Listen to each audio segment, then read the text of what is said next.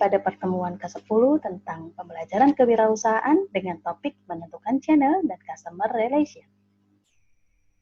Acap kali ditemui kondisi ketika teman-teman akan menyusun rencana bisnis, pada saat menentukan saluran apa yang akan digunakan atau media apa yang akan digunakan untuk bisnis yang dilakukan, kita terpaku pada menggunakan bisnis online.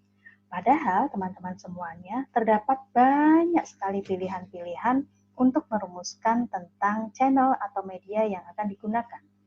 Pada pertemuan kali ini, kita akan membahas tentang bagaimana menentukan channel dan customer relationship dengan harapan setelah mempelajari materi ini, mahasiswa dapat mengetahui dan menjelaskan kembali definisi tentang channel, definisi tentang customer journey, mengetahui dan menjelaskan kembali tentang tahap-tahap customer journey, mengetahui dan menjelaskan kembali tentang customer relationship, serta mengetahui dan menjelaskan kembali tentang bentuk-bentuk customer relation. Pada akhirnya yang diharapkan teman-teman bisa merumuskan bagaimana channel dan customer relationship yang dilakukan untuk mendukung produk, barang, dan jasa yang teman-teman hasilkan. Teman-teman semuanya, pada bisnis model canvas atau pada BMC, channel adalah merupakan step ketiga setelah teman-teman melakukan customer segmentation dan juga melakukan value proposition. Di mana channel di sini adalah dijelaskan sebagai cara menjangkau target market mulai awal hingga akhir, sehingga tidak terbatas pada distribusinya saja, namun juga media dan cara berkomunikasi dengan target market. Di dalam menyusun channel, kita bisa menggunakan tools yang disebut dengan customer journey. Apa yang dimaksud dengan customer journey? Customer journey merupakan sebuah presentasi visual yang menggambarkan hubungan dan interaksi antara target market dengan produk, baik barang maupun jasa, dari awal hingga akhir.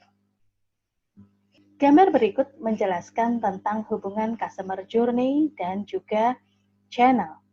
Bagaimana channel berusaha untuk mempersuasi atau melakukan pendekatan pada target market mulai dari mereka tidak tahu hingga mereka loyal. Di mana kemudian langkah-langkah ini dari mulai tidak tahu menjadi mengenal, tertarik, ingin mencoba, melakukan pembelian, dan kemudian mereka merasakan puas, didukung oleh berbagai macam media. Tidak tahu apa media akan digunakan. Pada tahap mengenal, apa pula media yang digunakan, hingga pada tahap mereka menunjukkan kepuasan sehingga mereka loyal ketika menggunakan produk baik barang maupun jasa, semuanya adalah didukung oleh media yang harusnya tepat. Media tersebut bisa media offline maupun media online. Tahap yang pertama adalah awareness. Awareness merupakan fase pertama di mana target market baru mengetahui keberadaan produk atau jasa yang Anda tawarkan. Hal itu ditandai dengan mereka baru mengenal produk Anda itu dari rekan, dari keluarga, dari iklan, dari website, dari postingan-postingan media sosial yang Anda buat, entah itu pada WhatsApp, pada Instagram, pada Twitter, maupun pada TikTok. Mereka juga akan mempelajari produk ini secara singkat terlebih dahulu. Belum sampai pada keinginan untuk melakukan transaksi, oleh karena itu teman-teman, tentukan media yang digunakan baik secara online maupun offline. Tahap berikutnya adalah consideration. Fase ini di mana target market sedang mempertimbangkan produk yang Anda tawarkan. Dapat pula mereka mencoba membanding-bandingkan produk Anda dengan produk merek lain yang memiliki wujud dan manfaat serupa. Oleh karena itu teman-teman, buatlah suatu media di mana teman-teman bisa menampilkan tidak hanya dari sisi produk saja, tetapi juga dari layanan pada target market. Contohnya adalah menjelaskan tentang di mana produk, barang maupun jasa teman-teman itu bisa didapatkan. Melalui postingan-postingan pada media sosial, di sini teman-teman bisa menjelaskan lokasi di mana tempat usaha teman-teman, atau media sosial apa yang akan digunakan, atau bisa pula marketplace apa yang akan digunakan. Berikan informasi-informasi seperti misalnya denah lokasi atau bagaimana cara menjangkaunya. Untuk yang kemudian secara offline, teman-teman bisa menyebarkan kartu nama, stiker, maupun kemudian flyer-flyer yang menunjukkan keberadaan dari bisnis teman-teman. Berikutnya adalah research. Fase yang ketiga di sini dijelaskan sebagai target market mencari banyak informasi untuk meyakinkan dirinya sebelum memutuskan untuk membeli. Mereka akan mencari tahu dari testimoni-testimoni yang dilakukan oleh pembeli sebelumnya. Mereka pula akan mengetahui bagaimana cara menggunakan produk tersebut melalui YouTube, melalui TikTok, atau melalui postingan-postingan yang ada pada media sosial, teman-teman. Prioritas konsumen terhadap suatu ulasan yang mereka baca bisa berbeda-beda. Oleh karena itu, pada ulasan-ulasan tentunya buatlah ulasan yang bervariasi dan persuasif. Fase yang keempat adalah pembelian atau purchase. Fase ini adalah ditandai dengan target market sudah mulai melakukan pembelian. Oleh karena itu, ada baiknya bahwa teman-teman bisa menyediakan semua akses pembelian pada produk Anda, sehingga pelanggan dapat menentukan cara transaksi pembelian yang disesuaikan dengan kondisi mereka. Saat ini tersedia berbagai cara pembelian, contohnya produk dibeli dengan transaksi langsung, baik secara online maupun offline, produk dibeli secara melalui perantara, baik online maupun offline, dan juga produk dibeli dengan sistem pre-order, baik secara online maupun offline.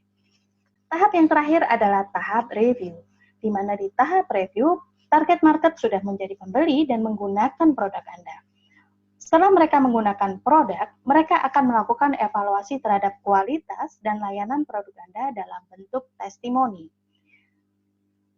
Yang perlu diingat dan kemudian diperhatikan adalah jika ada pelanggan yang tidak puas atau melakukan komplain, Anda harus dapat menanganinya secara tepat dan cepat, dan memberikan kesan baik kepada pelanggan bahwa Anda akan segera memperbaikinya. Oleh karena itu, buatlah SOP-nya, teman-teman, agar konsumen atau target market akan loyal dan kembali membeli produk dari teman-teman semuanya. Bagian keempat dari bisnis model Canvas adalah tentang customer relationship. Customer relationship adalah cara-cara yang digunakan untuk berinteraksi dengan target market mulai dari tahap awal hingga akhir yang bertujuan untuk merawat kepuasan dan menimbulkan kepercayaan dan kemudian loyalitas target market sehingga tidak beralih pada pesaing.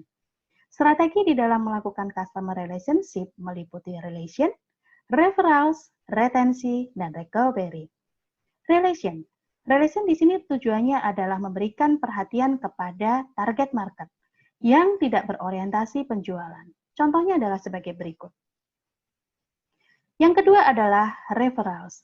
Referrals adalah menyebarkan berita baik.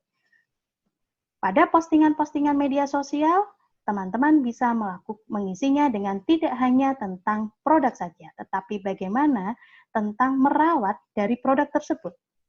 Atau referrals juga bisa menjelaskan bahwa produk teman-teman memiliki garansi. Yang lain, strategi berikutnya adalah retensi, di mana retensi ini bertujuan agar target market tetap berada dalam jangka panjang pada bisnis dari teman-teman.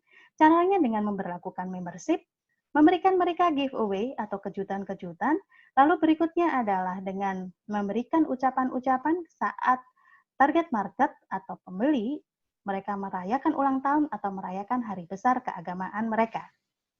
Dan yang terakhir adalah recovery.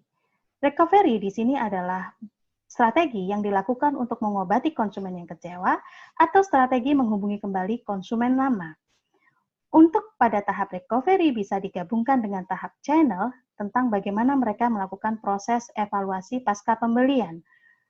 Strateginya adalah teman-teman harus memiliki suatu acuan, pedoman, atau standar operational procedure atau SOP untuk menangani bagaimana konsumen yang kecewa. Misalnya, komplain ditindaklanjuti tidak lebih dari 3 kali 24 jam. Demikian teman-teman penjelasan tentang channel dan customer relationship. Semoga penjelasan tadi bisa jelas dan kemudian bisa membantu teman-teman di dalam menyusun channel dan customer relationship. Semoga bermanfaat. Terima kasih.